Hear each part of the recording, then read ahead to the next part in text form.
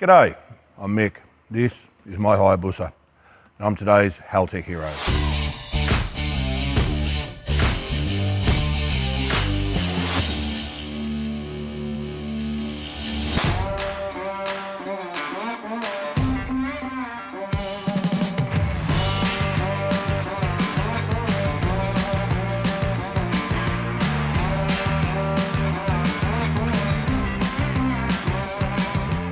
The Hayabusa came along, it was actually a mate owned it. Ken said, you really should buy this bike off me. And I said, Ken, I've got no interest in Hayabusas, they're ugly. And now, it's just gone step by step to where we are today. This whole bike has just been an evolutionary process. Every time I'd race it, I would think, that's a new challenge, maybe I could do this. Actually, the way it is now is the longest it's been in one form since I've owned it, and that's because of this horrible bat flu. It was early on, at the age of 3 or 4, when Mick's passion for bikes began. As soon as he was old enough, Mick became a track official at Castlereagh and has been involved in the drag racing scene ever since. He's been a track official, racer, IHRA steward and tech inspector, commentator, sponsor, and for a time, he was even the editor of Dragster Australia magazine. First bike I raced was actually a bike that I built myself. I couldn't afford to pay anybody to do any work for me, so I bought an old Suzuki 252 stroke, raced that in Post Classic. Well, to race it, I had to modify it. So I bought every book I could find and taught myself how to port two-stroke barrels, how to build expansion chambers, all of those bits and pieces that I couldn't afford to do, so I taught myself how to do it. I did my first set of barrels, ported them with a pistol drill and a flex drive.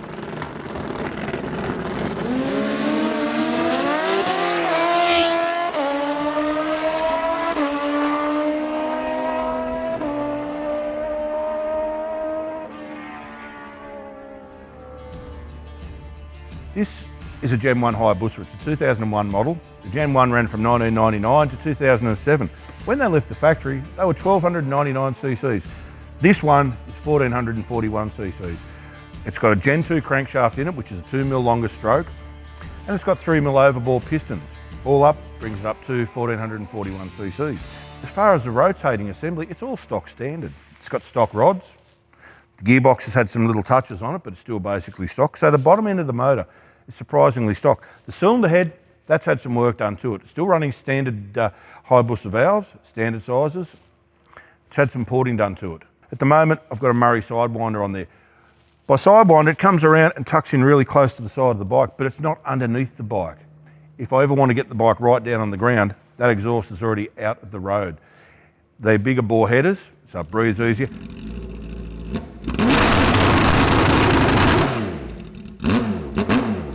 I wasn't really sure if I needed an Elite 1500 before I bought this one. I was looking and I was umming and ahhing, but then I thought, well, what about the future? What am I going to do later on down the track? Am I going to add more stuff? Is there more stuff I want to do?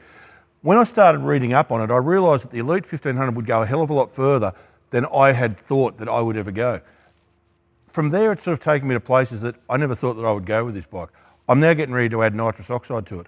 I had no intentions of ever adding nitrous to it. Originally, all I wanted was something that would tell me what's going on, data logs. And obviously, control the spark and the fuel. But data logging was the big thing I wanted. This does it 200 hertz. I can see everything. If this bike burps, I know exactly where it burped. Mick has added an HPI 4 high-power 4-channel igniter, WB1 single-channel CAN wideband controller, and a pair of 150 psi pressure sensors for fuel and oil pressure. Because the aim has always been to make the short bus as consistent as possible, Mick takes advantage of the Elite's built-in 2-step and auto shift features.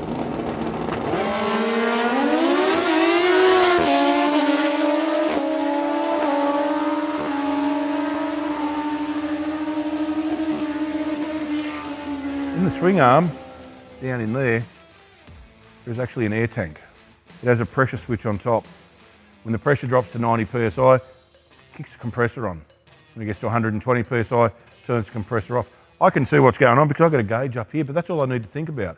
That tank is to control the air shifter. I've got the ECU configured so that at a set RPM, it triggers a relay, which then triggers a solenoid which releases air, changes gears automatically. I don't have to think about changing gears. The less a rider has to do while they're going down track, the better. at 11,000 and a bit, it'll change gears.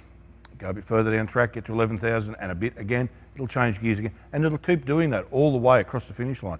Now when I slow down and I start coming back, this bike has a slider clutch. It's like your postie bike, it's like a scooter. Twist the throttle and it'll go. You need to use a lot more twist on this one to make it go. So what I've got is what's called a ride back system, which is this unit down here with the red line going to it. It's an air ram. It puts pressure on the pressure plate. It locks the clutch up. So I push the button over here, it locks the clutch up with air pressure, puts X amount of air pressure into it, locks it back. I can just ride this bike back like a normal bike. If I don't push that button, I've got to dial it up to about 5,000 RPM before the bike will actually start to move. The whole aim of this bike has been so that I can go to the track by myself. If I don't have any crew available on the day, it don't stop me from going racing. If I want to go, bike on the trailer and away we go. To control the fuel and the spark is one thing, but you've got to be able to get the fuel in there. So this ain't no standard fuel tank for a Hayabusa. The standard fuel tank is massive, runs from there to there. You saw the cover. This is a 2-litre fuel tank. Came from a mob in the States who make beautiful work. But it's got the fuel pump inside there. So I'm actually using a standard Hayabusa fuel pump assembly with a Bosch aftermarket pump in there. More than enough pump and enough pressure to do what I need to do. When drag racing started off again in New South Wales, I started racing again straight away. I had a Harley Sportster that I raced for a number of years. I also road raced that same bike, and how I used to explain it to my road racing mates was, if you make a mistake on the start when you're road racing, you've got 9 corners, 5 laps, you can fix your error. Drag racing, you don't get that chance. If you don't go to the start line 100% ready to go with everything prepared, you're going to lose. And that was the challenge, was getting everything exactly right before going to the start line. That first 9-second pass was against a mate of mine, Ian. Sydney Dragway, Ian's in the right lane, I'm in the left lane. As we're going down track, I'm thinking, he's not coming past me. Ian runs 9 at that stage, every run, he ran a 9. He didn't come past me, went across the finish line. I knew before anything that I had run a 9-second pass. Coming back up the return road was actually a real buzz. People that I knew that worked at the track, other officials, and they were all giving me the big thumbs up, and people are, waving leaves. I knew before I got back that I'd run that 9-second pass, and that was a real buzz. Mick's goal is to join the 8-second club and plans on achieving this by implementing a nitrous setup. But before he chucks a bottle of happiness at it, Mick has a bit of work to do, toughening up the short bus's motor. I plan to run low 8s. That's where I'm aiming to go next. Step by step, as I've done with everything with this bike, is I've been putting all the bits together. I don't start work on something new until I've got everything there to go. I'm going to do an engine rebuild. So I've got the pistons, I've got the rods, I've got all the bits and pieces. It's taken 6 or 8 months to get all of these bits together. But when the engine comes apart, every single component is there. So I've planned ahead for what I'm going to do. I want to walk you through the hand controls on this bike. It looks like a stock bike, but it's not, okay? Throttle over here, same as any motorcycle. Throttle, front brake, kill switch, but that's only one of the kill switches. For this bike to work, I've actually got this extra kill switch up in here, this big hairy chested thing here. Turn that on. But this here, if I have a problem as I'm going down track and I need to shut this engine down, I flick that with my thumb and the bike's off. There's another way to turn it off too. Over here, you've got a lanyard. Okay. If I happen to part company with this motorcycle, this lanyard is attached to my arm. Eventually, it'll pull the plug out. It'll shut everything down. Last thing you want to do is come off the bike. What's even worse is if you come off the bike and the bike keeps going down track under its own power. On most motorcycles, this would be the clutch. I had to stop and think what it was then, because it's that long since I've used it. On this bike, that's the rear brake.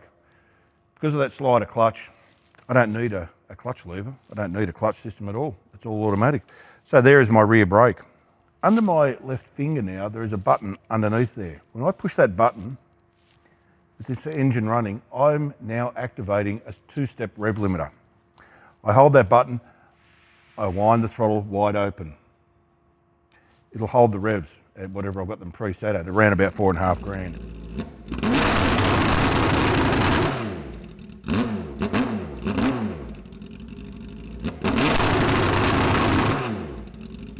As soon as I let go of that button, that'll allow the engine revs to start to come up. As the engine revs increase, that clutch will start to lock up. At 4,900 approximately, it will actually start to drive the bike forward really rapidly.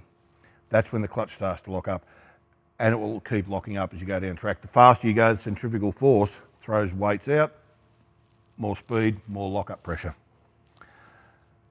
Further down track, the shift lights up here, which I never see because I don't need to.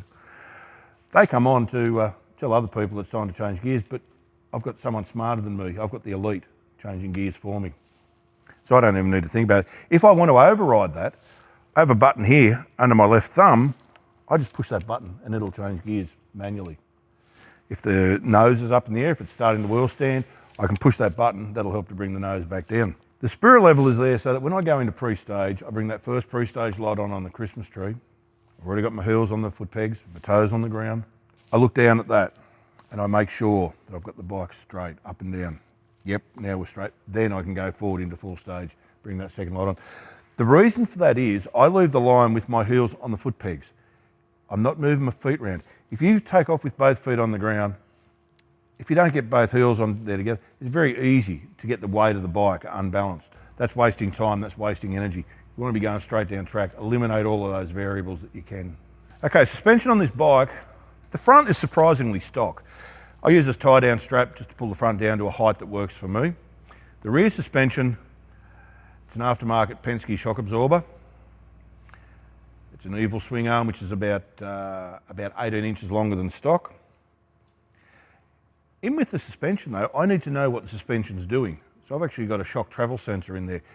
It'll tell me to the millimetre where the shock is, how fast the rebound, how fast it's coming back, how fast it's compressing. That helps me to set up what that shock absorber is doing. I've had a couple of little twinges that have sort of got the attention, but the biggest scare I had was Sydney Dragway, left lane, the starter flicked the switch. So I've gone into full stage, gone to pre-stage, gone to full stage, let go of the clutch lever because it still had a drop clutch at that stage, and the bike went off and went straight up in the air. And I mean straight up in the air, foot off. I managed to put it down, I broke my thumb. It was a great day out. That's the closest I've come to throwing the bike away, and that really did get my attention. Go and have fun. That's what it all comes down to. Riding bikes is all about having fun. That's why we all started racing. A lot of people forget that over the years. But having said that, don't be scared of making mistakes. You can always go a step back. Get your hands dirty, okay? Buy the books. These days, go to YouTube, watch the videos. There's a lot of really good information out there. You just need to go and look for it. But don't be scared to ask questions. Don't be scared to get your hands dirty. Have a crack. There's lots of people around that have already done what you think you want to do. You just need to go and ask the right questions from the right people.